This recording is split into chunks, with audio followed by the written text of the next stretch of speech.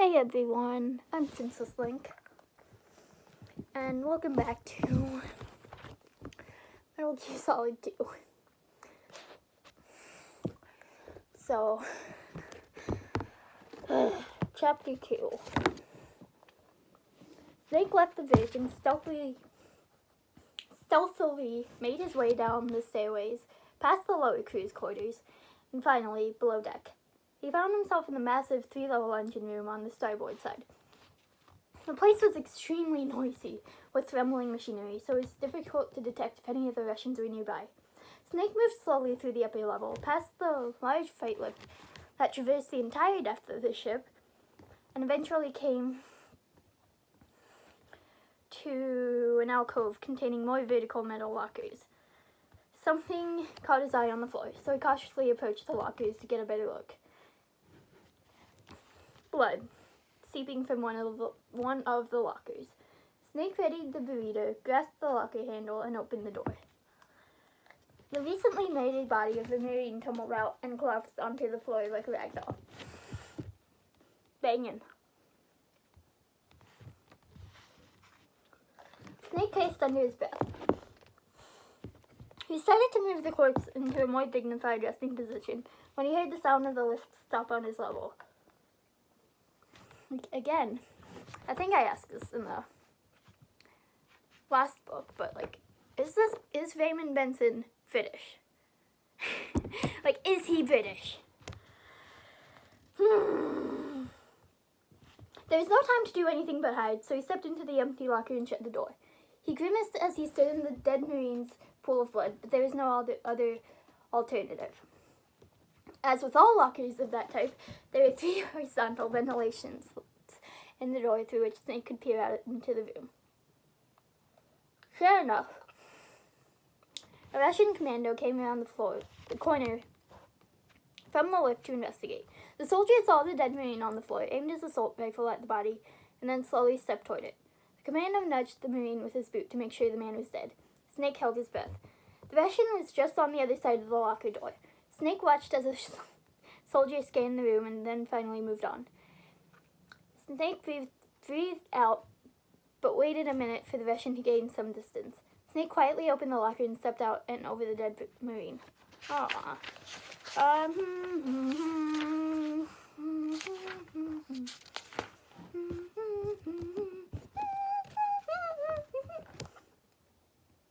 He worked his way down to the middle level, made a quick reconnaissance to ensure there were no more guards, and then descended to the lower level near the gargantuan turbine. The way out and down to the bowels of the ship was through a sealed watertight hatch at the end of the corridor. The codex sputtered on. Snake? Yeah. There's more Semtex in front of you. Do you see it? Sure enough, there were 2 bundles of explosives attached to the opposite sides of the corridor. Yeah. I don't see a fire extinguisher anywhere, though. Think I can crawl under the beams? Do you see the thing with blinking green lights right next to the explosives? Snake squinted and pinpointed the small control box attached to one of the bundles. Yeah. Destroy that and the sensors stop functioning. But you can't get in close enough to touch it, so you'll have to shoot it out. The burrito's knockout rounds won't work. Did you find another weapon? I picked up that woman's USP. I'll use that. I'm sorry.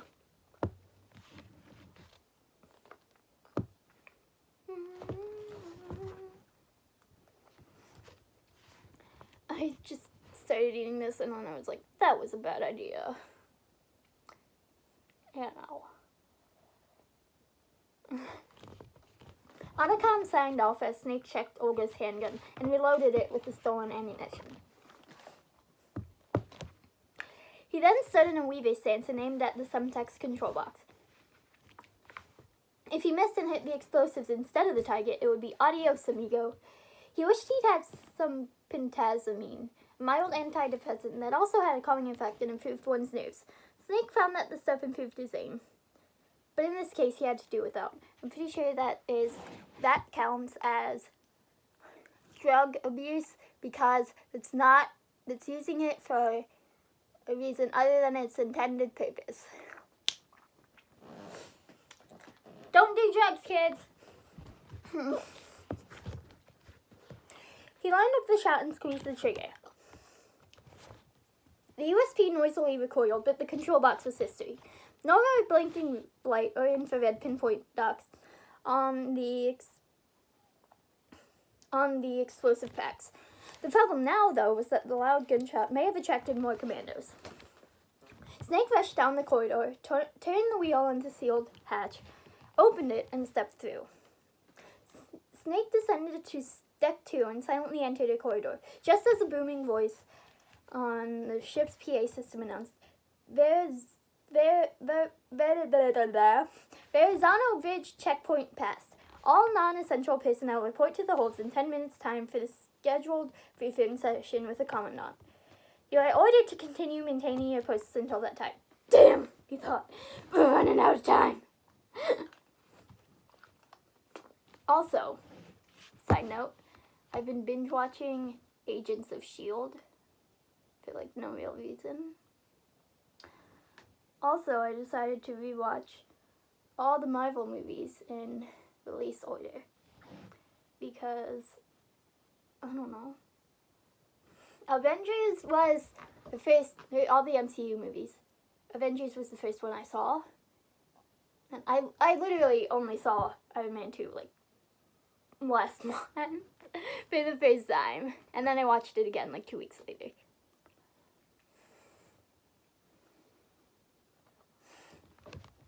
You know, but maybe The Incredible Hulk was the first one I saw. Apparently that's canon to the MCU. But there's like no indication that it is other than like one comment in Thor. Like, the scientist dude's like, I knew a dude who ran into S.H.I.E.L.D. He was working with gamma radiation. Something about some dude working with gamma radiation who ran into S.H.I.E.L.D. Also, fun fact, Tobey Maguire is supposed to be in The Incredible Hulk as Peter Parker. But then he wasn't. And I guess that's lucky because literally the Spider-Man movies got rebooted literally twice. So, you know. Anyway, he was on the port side of the deck. According to the ship's blueprints that Otacon had provided, readily available on the codec screen, Snake needed to get to the starboard side in order to access the cargo holds. The corridor was U-shaped and was approximately 60 meters long. Normally, it wouldn't be much of a problem, but he had no idea how many of the enemy he might encounter. The bright illumination was also a detriment to successful stealth maneuvering. Snake considered shooting out the light bulbs along the corridor, but he didn't want to waste the knockout rounds in the Burrito, and the USP was too noisy. Nevertheless, he hugged the wall and slid along it quickly, his ears and eyes open for any untoward movement or sounds. As luck would have it, he came to a door marked electrical room. He shrugged, tried the door, and found it unlocked. Snake stepped inside and studied the banks of circuit breakers. If he wanted, he could douse the lights throughout the entire tanker, but that might arouse too much suspicion. The commandos might think they'd been discovered and would begin slaughtering the Marines. Best to simply shut off the electricity on deck 2. He found the appropriate circuit breaker box, flipped the switches, and the room was plunged into darkness. Snake slipped on his night vision goggles, turned, and stepped out of the room.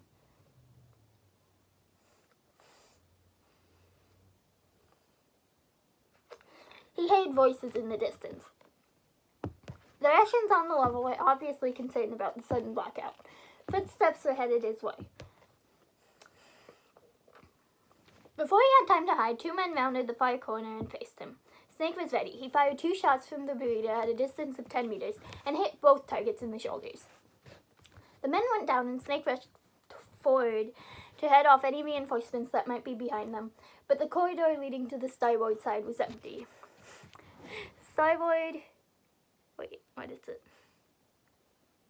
Wait, hold on. I got it here. Wait, which side is starboard?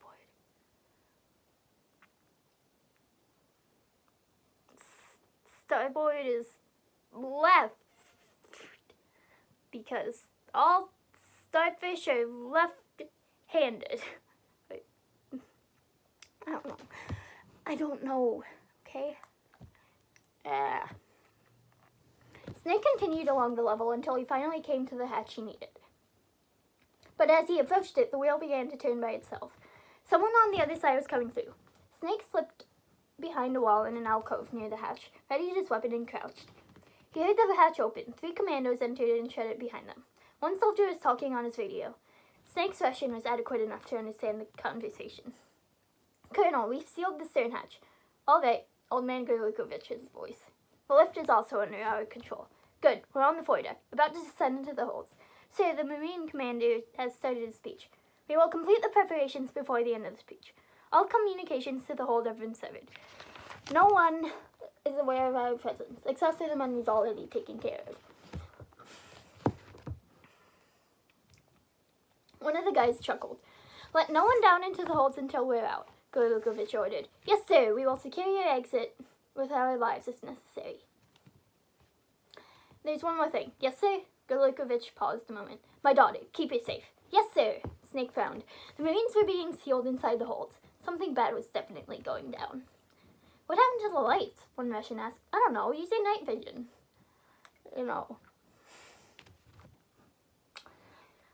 All Russians have the superpower to see in the dark, but only when they want to.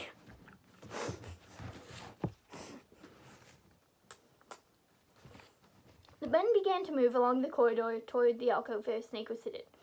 He kept perfectly still as they walked past him, but one of the 3 men turned his head and looked into the space. "Hey!" the man shouted, swinging his assault rifle around in Snake's direction. But Snake had equipped himself with a USP. No more Mr. Sandman. He had to play for keeps now. "Mr. Sandman, man me a sand, make him the cutest mankind or can." That's definitely the real lyrics. The handgun erupted and the soldier fell back against the corridor wall, his chest now a blooming spread of redness. The second of the 3 men turned to fire at Snake, while the first one had the sense to dash forward, out of the alcove's line of sight. Snake took down the second man with another round from the USP, this time to the commando's forehead. Now, however, the remaining lone soldier had taken position somewhere down the corridor. Spray fire from the Russians' AKS-74U pinned Snake in the alcove. He waited until the commando ceased firing and then reached into his pack for the frag grenade he'd pinched from Olga. Snake pulled the pin with his teeth and then tossed the grenade around the alcove corner. He heard the thing hit the floor and rattle as it rolled toward the enemy soldier. The commando actually cried out in alarm, but it was too late for him to escape. The blast shook the deck. There was no more machine gun fire after that. Snake emerged from the alcove and approached the sealed hatch. The codec snapped on.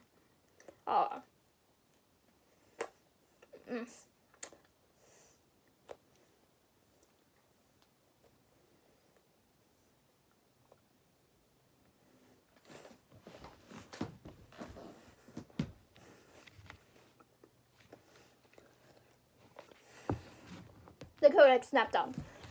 "Snake, are you in yet?" "It's taking longer than I expected.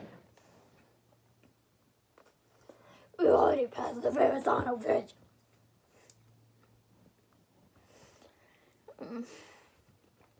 "Alright, we'll use another recovery port." "They may be planning to change course." "What?"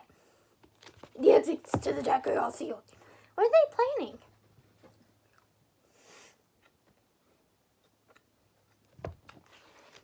"If they get Metal Key, they're going right off the fringe." Snake turned the wheel, opened the door, looked inside to make sure it was clear. Went through and shut the door behind him. A lone Russian commando had been watching the whole thing. He had avoided the grenade blast and witnessed the infiltrator go through the hatch to the holds.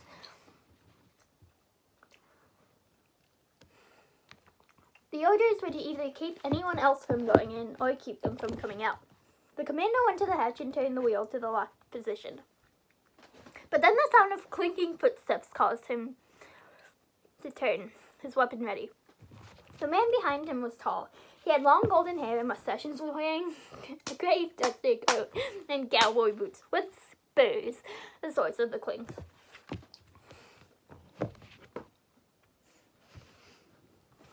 The commando sighed with relief and lowered his weapon. "Oh, Shalashaska," Revolver Ocelot nodded. "Why are you here? I thought you were with the colonel," the commando said. Ocelot didn't answer. He merely raised his six-shooter and shot the Russian with 2 rounds in the head and chest. The gunslinger then stepped over the body and confirmed that the hatch was tightly sealed. "Yes," he said to the corpse, "the colonel will be joining you soon, comrade." Tongje. Fun fact, in Chinese, the comrade can also mean, like the word for comrade can also mean gay. Tongje. Anyway, the cavernous 3-level cargo holds in the lower part of the ship with giant tanks that would normally store crude oil. But because of the delivery's true purpose,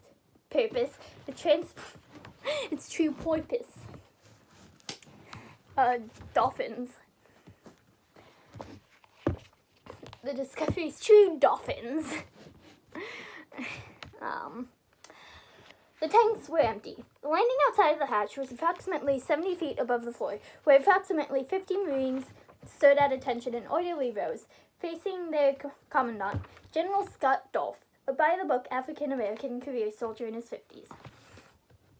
He's also either gay or bisexual, canonically. I don't think it's so really specified, but he's not straight. And then he dies in like 5 seconds. He dies in like 5 seconds. Anyway.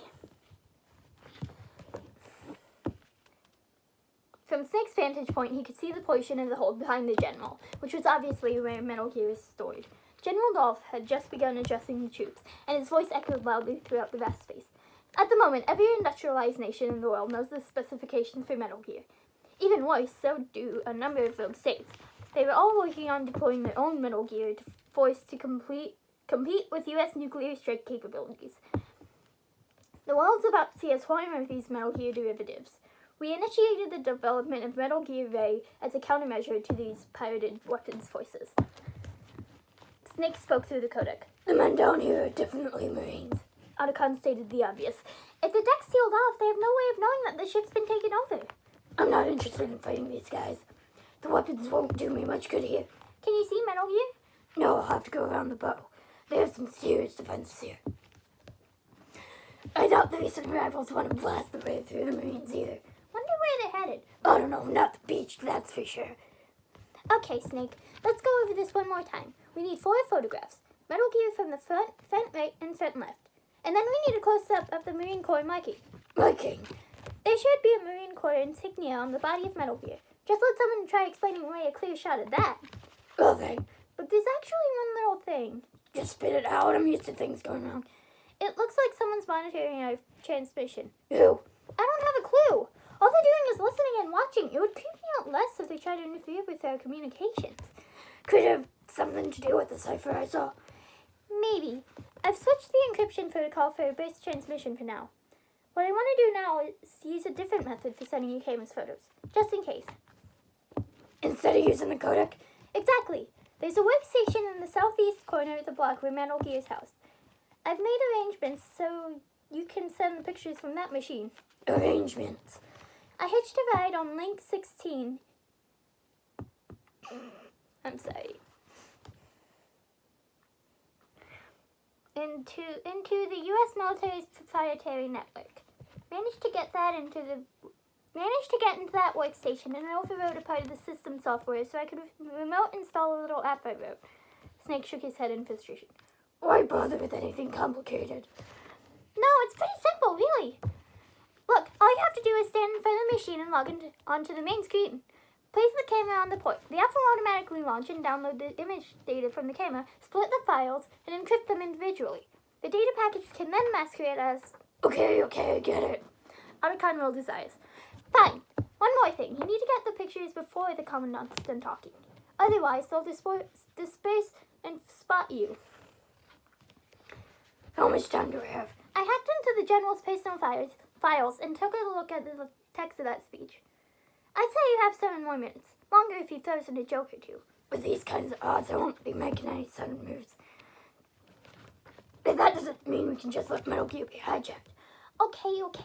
But face the photos. All right. We'll cross that other bridge when we come to it. Stay low. Snake signed off and began the trek around the landing of the first hold, which is much like a metal grid catwalk in the fly space of a theater. Luckily, the shadows of there I can't think of this thing. The problem with trying to quote stuff, you forget it. Sometimes, if you're me. The shadows are, you merely adopted it. I was born in it. Or whatever his fic he said. Blue thing. If you think about it, Bane in Batman and Robin talks like Solid Snake.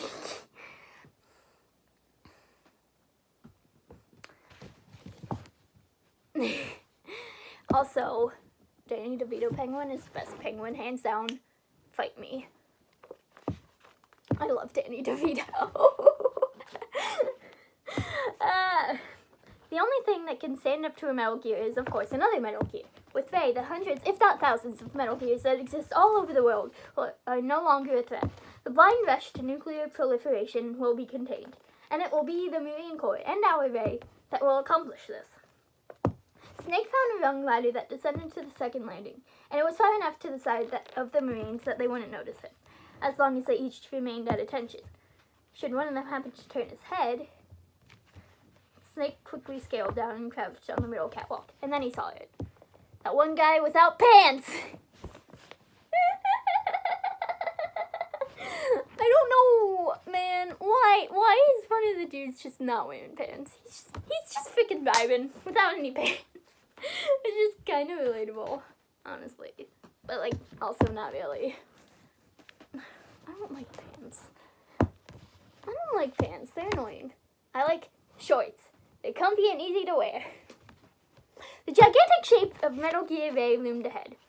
It had a presence and heavy, brooding feel that bore no resemblance to its predecessor. It appeared almost organic, with the parched look of a beached marine creature. Its surface design owed more to biology than metallurgy, and was almost opalescent, with the soft gloss of seashells. Snake thought it looked like a mutant merging of a bird and sea mammal, except for the fact that it stood 35 meters high. General Dolph stood on a small podium in front of the mechanical beast, but his image was projected on a giant screen above Metal Gear so that all the Marines could see him as he spoke. Ours is not the only military project devoted to Metal Gear development, but it cannot be more different in nature from the Navy's. Theirs is a program that will add fuel to the uncontrolled fire of nuclear proliferation. It is a fact that players in favor of such a policy are attempting to derail our own Ray project. But I promise you that they will not succeed. Some say that the strategic importance of aircraft carriers will be reduced by the completion of Ray. My grandfather was in the Navy. Fun fact. But, he never actually saw combat. He was just vibing on a boat, basically. And, just traveling around. It was banging, from what I can tell. One of my great-grandfathers, not his father, but his wife's father, I think, was also in the Navy. And he actually fought in World War II. One of my I think it was him. And I think he got some kind of award or something. I don't know. So, anyway. Where was that? Snake was forced to sneak backward, the opposite way around the room, because of a large spill of illumination from the overhead wood plates. That was going to take at least another minute of travel time. But he hurried along, willing the soldiers to keep focused on the commander, even though the speech was deadly dull. Snake figured he would have dozed off by now if he'd been down there on the floor. After what seemed like an eternity, but was really only 55 seconds, Snake found another rung ladder that led down to the floor of the hold. He scaled it like a spider, crouched low on the ground, and scooted behind a cargo crate that was directly behind the Marines. Snake glanced to his right, at the southeast corner and saw the workstation Otacon had mentioned. Now he had to get around the side and up to the front of the space so he could snap the pictures. But that was easier said than done. This project is vital to the Marine Corps. Their enemy is sometimes closer to home than you think, gentlemen. Always bear that in mind. This weapon will render all other Metal Gears obsolete. We, the Marine Corps, will play a central role in the shift of the balance of power in the world. Snake crept behind blind spots as quickly and quietly as he could. But when he got halfway toward the bow, the general announced, "You look a little tense, men. Let's do a little stretching, shall we?" And for the next minute, he drilled the troops in head and shoulder exercises. He ordered them to look up, down, left, and right. At first, Snake thought this was a disaster, but then he realized that the 3 counts in which men were looking up, down, and left were to his advantage. It gave him that much more time to move forward without being seen. When he reached the front of the room where the general and Metal Gear Ray were located, the Marines stopped the exercises. "Very good, men. Now, where was I? Oh, yes. Men, I have a daughter. I hope she never has to experience the horror of nuclear war. As a father, I want to leave a better world for the future generation." Snake pulled the camera from his pack and shot the front right picture. He then ducked beneath a type and crawled, belly to the floor, around Metal Gear to the other side, and then snapped the left front picture. Luckily, the Marine Corps insignia Otacon had mentioned was there as well, on the beast's underside. Snake, like on its ass? Like on its ass? Snake lay on his back and zoomed the lens to get a close-up. The National Missile Defense Program was initiated at the end of the 20th century. However, the NMD trial conducted in the year 2000 was a complete failure. There was no technological solution in sight, and the program was already attracting strong criticism from Russia and China for its potential violation of the Anti-Ballistic Missile Agreement. The fact that any development in missile defense would trigger accelerated weapons development has been pointed out from the very beginning. The last shot, front center, was going to be risky. The only thing Snake could do was worm along the floor to his back behind the mecha weapon until he reached the back of the podium upon which the general was standing. Would the Marines see him? The lighting was in his favor. A lone spot shone on the general, but the space directly behind him was in shadow. If he moved slowly,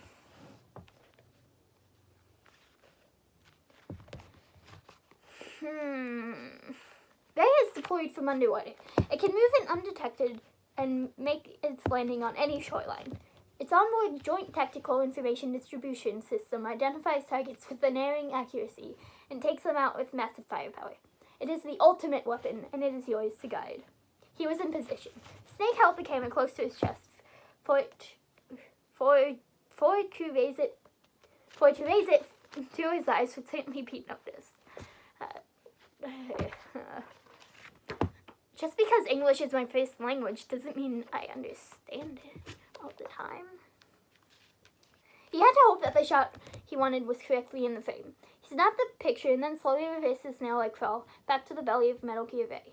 From there, it was relatively simple to slip out from under and make his way back along the side of the hold to the southeast corner where the workstation sat. We have intelligence that anti-Metal Gear terrorists are planning to target this ship. Should that actually happen, I expect you to be prepared. We cannot and will not give up Ray. Stand on your guard at all times. Even though the general droned on, Snake knew he had less than a couple of minutes to get those photos uploaded. He made it to the workstation, used the mouse to access the main screen, placed the camera on the port, and voila! Otacon's app suddenly activated. Snake had to hand it to the guy. Hal Emmerich was one smart dude. "Okay, Snake, I'm receiving your photos," the scientist said through codec. "The first one's coming in, and hey!" Snake smiled. With the first shot he'd snapped on the camera was the one of the pinup babe in the locker room. "Snake, what is this?" "I'm not even going to ask you about it. I'll just, make a backup copy of it and move on." The next 4 shots uploaded and Otacon viewed the side of "Okay, very good. You got exactly the 4 shots we need. You're a pretty good photographer, Snake. Say, if the stealth thing doesn't work out for you..." "Oh, never mind. We got what we needed. Get out of there now." To move on, the brain drain of nuclear specialists and the black market trade in weapons-grade plutonium have been fueling the cottage industry in nuclear weapons since the late last century. Add Metal Gear to the mix, and the result is the renewed proliferation you see the world over. We, the Marines, will lead the charge into a new world order with Metal Gear A. That is all. Dismissed. As Snake moved toward the hatch, the general saluted the Marines. The men immediately snapped to attention and returned the salute. A dull crash suddenly reverberated through the hold. Snake flattened himself behind a pillar as the men looked around for the cause of the noise. Then there was the echoing sound of hand claps. A lone person applauding the general. Dolph scanned the room and murmured, "What the?" Snake peered around the pillar and couldn't believe what he saw. Stepping out from behind Metal Gear Ray was none other than Revolver Ocelot, dressed in his full trademark gear of dusty boots and spurs and six-shooter at his waist. "Excellent speech, my friend," the gunslinger said as he approached the general. "Gift of the silver tongue. They say it's a mark of a good officer." What? No one. Snake noticed that Ocelot's right hand was blanched from the elbow down, the fingers twisted into a deformed fist. "End of a liar," Ocelot continued. "Americans are too in love with the sound of their own voices to speak the truth." "Identify yourself," Dolph shouted. The Marines raised their weapons and assumed ready to fight positions. All they needed was a command to fire. "I am Shalas Shaska," the golden-haired man announced proudly, "also called Revolver Ocelot."